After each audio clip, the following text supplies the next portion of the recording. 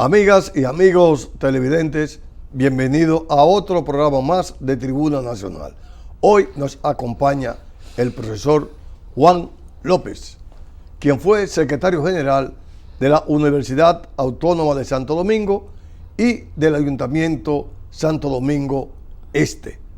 Con el profesor Juan López vamos a hablar de temas importantes de política internacional y de la situación económica que vive la República Dominicana. Pero antes vamos a unos mensajes comerciales. Profesor Juan López, bienvenido a Tribuna Nacional. Gracias, compañero Juan, por la invitación y aquí estamos a tus órdenes. Profesor, usted es profesor de Sociología. ¿Cierto?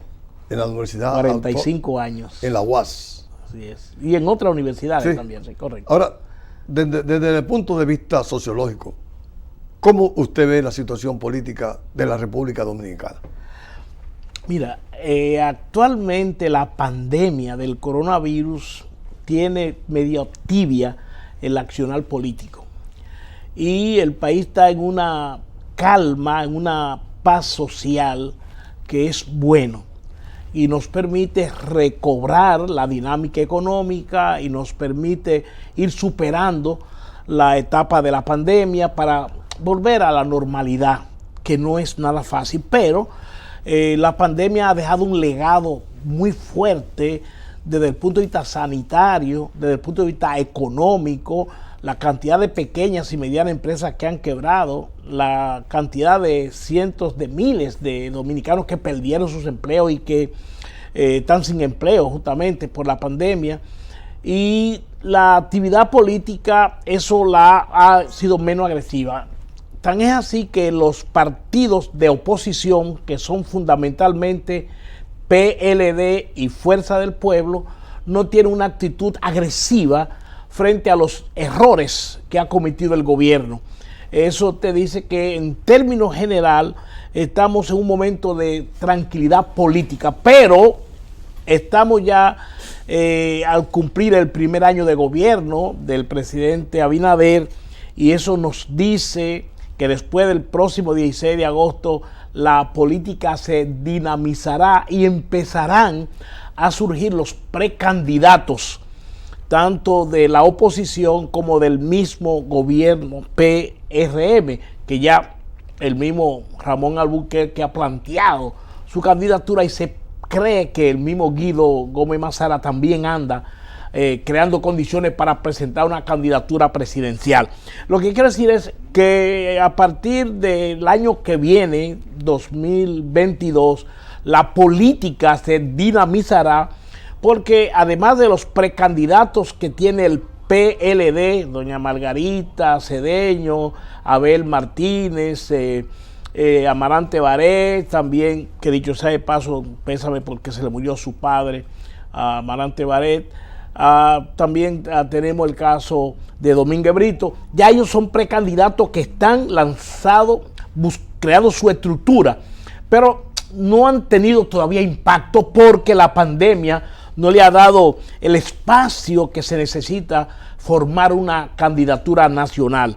Pero a partir del año 2022 el ambiente político se va a caldear, se va a fortalecer, y entonces empezarán ya los cuestionamientos más de frente de la oposición frente al PRM y al gobierno, y empezará el movimiento de las precandidaturas y veremos entonces la situación de la Fuerza del Pueblo, del PLD, que dicho sea de paso, hay un movimiento soterrado de ambas organizaciones tratando de que haya un momento de encuentro entre el PLD y la Fuerza del Pueblo. Hay un sentimiento, como yo lo diría, un sentimiento bochista que tiende a unificar a sectores que van en esa línea.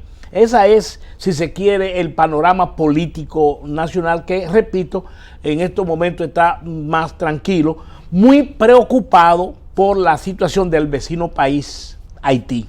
Ya, precisamente cuando nosotros vemos lo que está pasando en América Latina, fundamentalmente en Haití, en Venezuela, en Colombia, en Nicaragua y en Cuba. Y Perú. Y Perú también. ¿Cómo usted ve la situación geopolítica internacional? Bien, mira, la geopolítica está timoneada por los intereses norteamericanos, pero hay por debajo una competencia con China que está queriendo comerle los caramelos a los Estados Unidos en América Latina, fundamentalmente en el área comercial y tecnológico. Pero los Estados Unidos lo ven que eso tiene incidencia política. Por eso la vacuna, la competencia internacional de desacreditar a una vacuna frente a otra tiene mucho que ver con esa competencia que hay entre Estados Unidos, China y los intereses que mueve la geopolítica. Entonces, en América Latina hay un movimiento que quiere que los sectores progresistas de izquierda vuelvan a tener control del poder del Estado. Pero tenemos la presencia, si se quiere, muy fuerte de los intereses norteamericanos que se convierten en obstáculos. Si bien es cierto, por ejemplo, el caso de Bolivia, que volvió el partido de Evo a ganar las elecciones después de toda la situación por la que pasó. Si bien es cierto que en Cuba hubo un movimiento que por ahora no tendrá mucho impacto, a pesar de que ya los Estados Unidos empezaron a actuar directamente frente a Cuba, sancionando a varios jefes militares cubanos, cosa que hacía mucho tiempo no habían hecho y que no se esperaba del gobierno demócrata de Biden. Pero el interés de frenar ese movimiento progresista, de volver a retomar el poder, ha traído como consecuencia que los Estados Unidos pues vuelvan a tratar de mirar más de cerca el movimiento político latinoamericano. Entonces, el caso de Nicaragua, donde desde mi punto de vista el presidente Daniel Ortega no ha sido consecuente con la filosofía sandinista y ha cometido errores y ha hecho situaciones de espalda a los criterios del sandinismo y a los valores progresistas, y en estos momentos la persecución que hay en Nicaragua contra los candidatos de la oposición, hay unos 7 precandidatos de la oposición que están presos. Pero de oposición, pero participaron en la revolución. Correcto, eran amigos, eran sandinistas, muchos de ellos eran sandinistas, es decir, que ha roto con sectores del sandinismo. Fíjate que incluso el ex vicepresidente del primer gobierno sandinista es contrario fundamentalmente a Daniel Ortega, que es el gran escritor nicaragüense. Bueno, lo que quiero decir es que en Nicaragua, entonces el caso de Venezuela, que no tiene una explicación, porque si hay un país que ha ido de más a menos, de una riqueza natural positiva con el petróleo y otros productos, ha ido empobrecido. Si se quiere, uno de los países que más más venezolanos tiene fuera de su territorio, que han salido por la crisis y la inflación venezolana y la carestía de los productos y la escasez de productos fundamentales y el desempleo y la crisis económica de Venezuela ha sido producto de un mal gobierno de Maduro. Independientemente de la simpatía que pudiéramos tener con el chavismo, creo que Maduro ha tenido muchos desaciertos que han permitido que Venezuela retroceda a épocas que se creían superadas en materia económica, social y política. Pero, ¿qué salida se espera para Venezuela? No sabemos, porque la oposición está muy dividida, no hay un liderazgo. Fíjate que se habla de Juan Guaidó, pero los partidos de oposición no se mencionan, no tienen fuerza, no tienen unidad, no tienen criterio. Y Juan Guaidó su carnaval prácticamente pasó. Ya no tiene las expectativas que se crearon cuando los norteamericanos quisieron imponer, se han ido desvaneciendo, a tal grado que en estos momentos no sabemos, no podemos predecir hacia dónde se conduce Venezuela, porque la oposición está muy débil. Juan Guaidó ya no inspira confianza ni al movimiento, y el problema económico, social y político venezolano está retrocediendo cada vez más pobreza, más abandono, y el presidente Maduro está gobernado prácticamente en base al apoyo que tiene las Fuerzas Armadas de Rusia y en algo de China. Esa es la realidad. Ahora, el problema que más nos interesa son dos en estos momentos: el caso peruano y el caso haitiano. Y empiezo por el caso haitiano.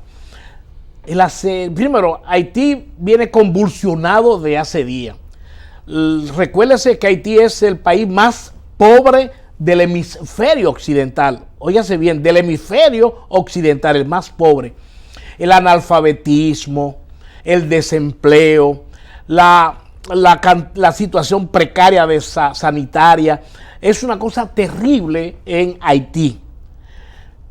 Pero junto con eso hay una división tan atomizada de la sociedad civil, de los partidos políticos. En Haití hay 150 diferentes partidos políticos.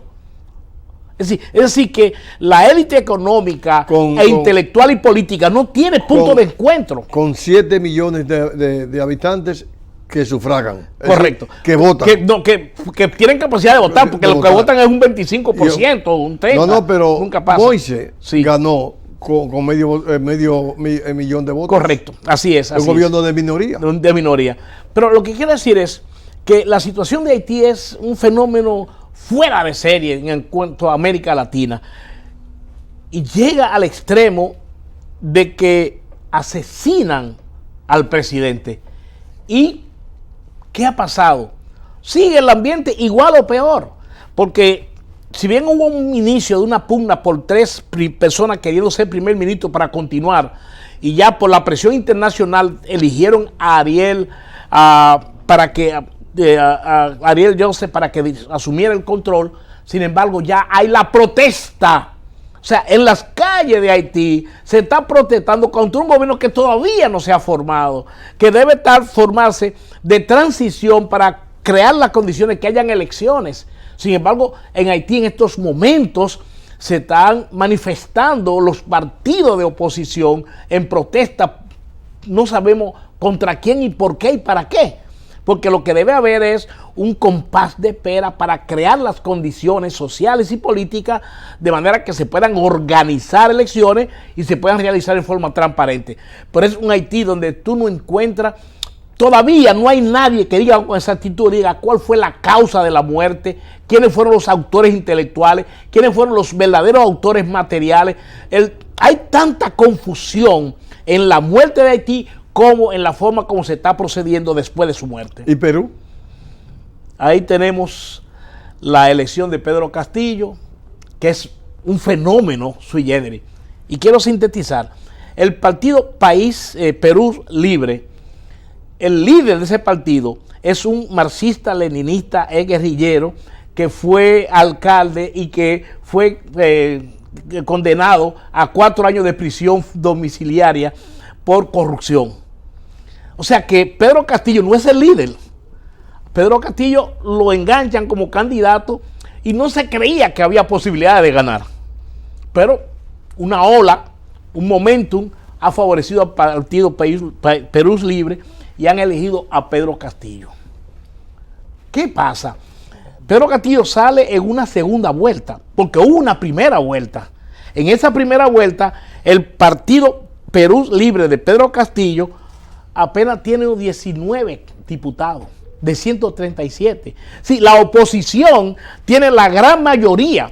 O sea, para gobernar Pedro Castillo, que va con una propuesta progresista de izquierda, va a haber muchos problemas, porque ya los medios de comunicación de más importancia de Perú ya están enfrentando a Pedro Castillo, que se juramentará dentro de 3 días.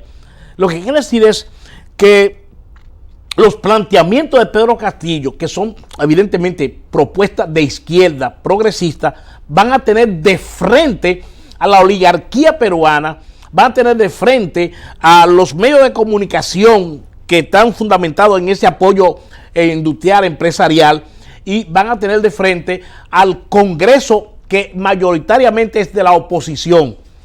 ¿Cómo gobernará Pedro Castillo? Esa es la pregunta. Las expectativas no son buenas, porque tienen ideas progresistas, pero con una minoría que le hará muy difícil gobernar un país que en 4 años tuvo 5 presidentes. Un país que el aparato judicial tiene más poder que la Fuerza Armada, porque quita y pone presidente, bueno, como prender un bombillo o apagar una luz. Es una cosa increíble.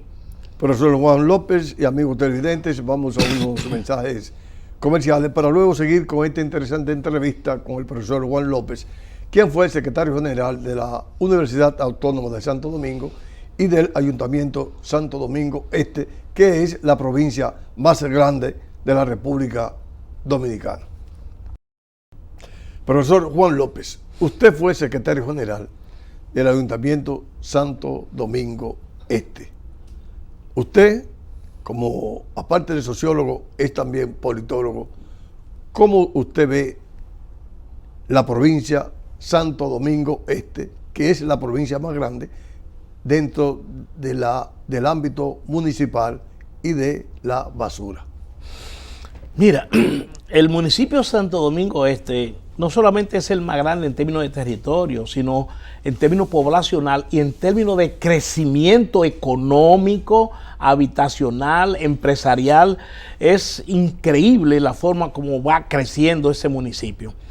Sin embargo, en estos momentos se encuentra en su peor crisis de gobernabilidad del municipio. No solamente es la crisis de la basura, que es la peor también, y la basura afecta porque tiene trascendencia, impacta en la salud. Acuérdense que la basura permite el crecimiento de las moscas, también permite las ratas, los ratones producen la orina que produce la litopirosis, que es una enfermedad mortal, que epidemia, y la basura pero además el mal olor, pero también afea la imagen y aleja a los turistas nacionales e internacionales y a los inversionistas. Y la cantidad de basura que hay desparramada y por todas las calles y avenidas, no importa que sean principales o secundarias, es terrible. Nunca antes se había visto tanta basura. Fíjate que hubo una época que el primer alcalde se llamó Domingo Basura. Sin embargo, en el caso de Manuel Jiménez ha sido la peor. ¿Por qué? ¿Qué ha pasado que se ha llegado a este extremo?